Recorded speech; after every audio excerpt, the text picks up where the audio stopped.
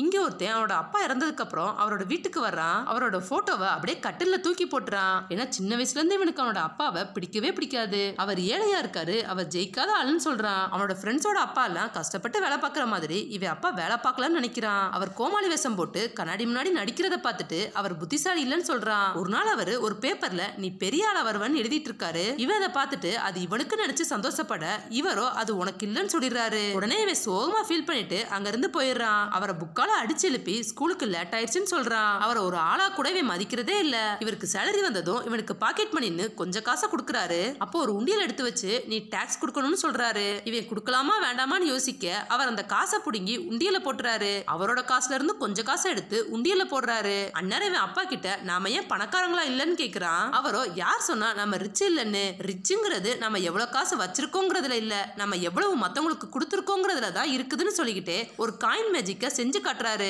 அப்புறம் அவரு உங்ககிட்ட இருக்கத மத்தவங்களுக்கு கொடுக்கும் போதுதான் நீ சந்தோஷப்படுவேன்னு சொல்றாரு. பட் இவனோ நான் சந்தோஷப்படல, என் அப்பா மாதிரி நானும் ஏழையா இருக்க விரும்பலன்னு சொல்றான். இதுக்காகவே கஷ்டப்பட்டு படிச்சு ஸ்காலர்ஷிப் வாங்குறான். இவன் காலேஜுக்கு கிளம்பும் போது அப்பா இவன் கிட்ட காசை கொடுத்துட்டு உனக்கு எப்ப காசு வேணும்னாலும் எனக்கு கால் பண்ணுன்னு சொல்றாரு. இவன் அந்த காசை திருப்பி அவர்கிட்டே கொடுத்துட்டு எதுவுமே பேசாம கிளம்பிடுறான். அப்புறம் படிச்சு முடிச்சுட்டு வேலைக்கு போறான். அப்பா அவனுக்கு கால் பண்ணி இந்த நியூ இயர்க்காச்சும் வரியான்னு கேக்குறாரு. இவனோ நான் பிஸியா இருக்கேன், அடுத்த நியூ இயருக்கு வரேன்னு சொல்லிடுறான். இவர் சோகமா போனை வச்சிடுறாரு. அப்படியே கொஞ்சம் வருஷம் கழிச்சு அப்பா இறந்துடுறாரு. இவன் அவரோட வீட்டுக்கு வந்து அவரோட பொருள் எல்லாத்தையும் பார்த்துட்டு இருக்கான். அங்க ஒரு பெட்டியில நிறைய லெட்டர் இருக்கு. இவன் அதை ஓபன் பண்ணி பார்த்தா அதுல டொனேஷன் பண்ணதுக்கு தேங்க்ஸ்னு நோட்டீஸ் இருக்கு. இவன் அந்த அட்ரஸ்க்கு போய் பார்க்கறான். அது நடக்க முடியாதவங்களை பாத்துக்கிற ஒரு ஆசிரமம் தான். இவன் அவங்க கிட்ட நீங்க இந்த லெட்டரை மாத்தி அனுப்பிட்டீங்க, நாங்க எந்த டொனேஷனும் கொடுக்கலன்னு சொல்றான். அவங்களும் நீங்க ஃபர்ஸ்ட் ஒருத்தரை மீட் பண்ணணும்னு சொல்லி கூட்டிட்டு போறாங்க. அங்க நடக்க முடியாத ஒரு பையன் இருக்கான். அந்த பையன் இவன் கிட்ட உங்க அப்பா உங்களை பத்தி நிறைய சொல்லியிருக்காரு, அவர் தான் எங்களுக்கு நிறைய நம்பிக்கை கொடுத்தாரு, ஜோக்கர் வேஷம் போட்டு எங்களை எப்பவுமே சிரிக்க வச்சவர் அவர் தான் சொல்றான். அவருக்கு வயசானா கூட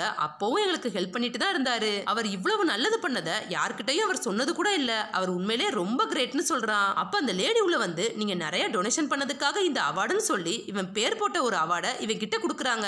இவனும் நான் எதுவுமே கொடுக்கலன்னு சொல்ல அப்ப அந்த பையன் உங்க அப்பா தான் உங்க பேர்ல இதெல்லாம் பண்ணதுன்னு சொல்றான். இப்பதான் அவனுக்கு அப்பா டாக்ஸ்னு சொல்லி உண்டியல்ல இவனையும் காசு போட வச்சது ஞாபகம் வருது. இவன் அப்பாவை பத்தி நினைச்சு பார்த்து ஃபீல் பண்ணிக்கிட்டே அங்க இருந்து கிளம்புறான். அப்ப அந்த பையன் புக்குக்குள்ள இருந்து நீ பெரிய ஆள வருவன்னு எழுதியிருந்த நோட்ஸ் எடுத்து பாக்குறான். இவனுக்காக தான் அவர் எழுதியிருக்காரு. அப்பா பத்தின எல்லா உண்மையும் தெரிஞ்சதுக்கு அப்புறம் இவன் அழுதுகிட்டே அவரோட போட்டோவை எடுத்து வைக்கிறான். அன்னைக்கு தான் அப்பாவோட பிறந்தநாள்ங்கிறதால அதை செலிப்ரேட் பண்ணலாம்னு ஆசைப்படுறான். அவர் போட்டிருந்த கோமாளி விஷயத்தை பார்த்துட்டு இவனும் அதை போட்டுட்டு அந்த ஆசிரமத்துல உள்ள எல்லாரையுமே சந்தோஷமா சிரிக்க வைக்கிறான். அங்க ஒரு குட்டி பையன் கிட்ட இவனோட அப்பா பண்ண அதே காயின் மேஜிக்க அந்த பையனுக்கு பண்ணி காட்டுறான். அவன் பண்ண தப்ப நினைச்சு ஃபீல் பண்ணி அவருக்கு மரியாதை கொடுத்து தலை வணங்கி அப்பா கிட்ட மன்னிப்பு கேட்கிறான். மத்தவங்களுக்கு கொடுக்கறதுலயும் சந்தோஷம் இருக்குன்னு இப்பதான் அவனுக்கு புரியுது. அவர் போட்டோவை பார்த்துட்டு நீங்க சொன்னது சரிதான் சொல்றான்.